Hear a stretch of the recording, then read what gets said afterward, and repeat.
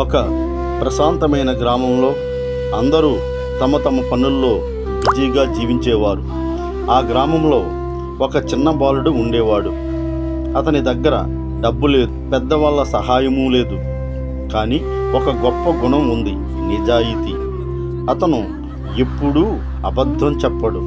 ఎంత కష్టం వచ్చినా నిజం మాత్రమే మాట్లాడేవాడు. కానీ ఆ గ్రామంలో కొంతమంది అతనిని చూసి నవ్వేవారు. నిజాయితీతో ఏం సాధ్యం అని ఎగతాళి చేసేవారు. ఒకరోజు ఆ బాలుడు ఒక వృద్ధ మహిళకు నీళ్లు తీసుకువెళ్ళడానికి సహాయం చేశాడు. తన పనిని పక్కన పెట్టి ఆమెకు తోడుగా నిలిచాడు. అది చూసిన వారు కూడా అతన్ని మెచ్చుకోలేదు కదా, ఎందుకంటే వారి హృదయాల్లో స్వార్థం ఎక్కువగా ఉంది.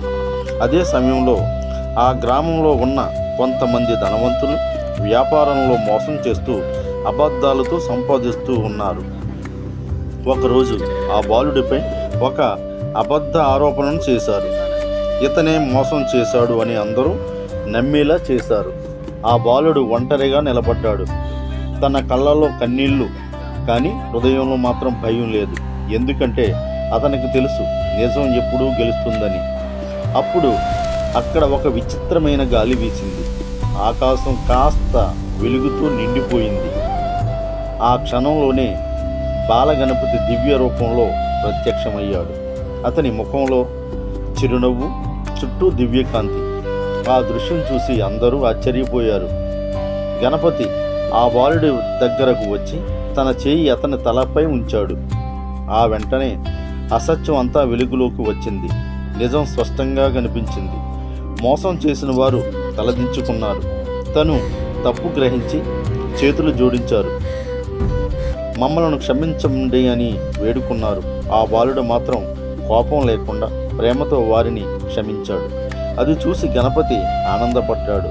అతని ఆశీర్వాదంతో ఆ గ్రామం పూర్తిగా మారిపోయింది. ఇకపై అక్కడ అందరూ నిజాయితీగా జీవించడం ప్రారంభించారు. పిల్లలు కూడా నిజం విలువ తెలుసుకున్నారు. ప్రతి ఒక్కరూ ఒకరికి ఒకరు సహాయం చేస్తూ జీవించారు. గుడి గంటలు మోగుతున్నాయి. ఆ గ్రామం ఆధ్యాత్మికంగా మారిపోయింది. తన పని పూర్తయిందని భావించి గణపతి మెల్లగా ఆకాశంలోకి కలిసిపోయాడు. ఆ మరుసటి రోజు నుంచి కొత్త ఉదయం, కొత్త ఆశలు, కొత్త జీవితం. గం గణపతియే నమః. జై బోలో గణేష్ మహారాజ్ की जय।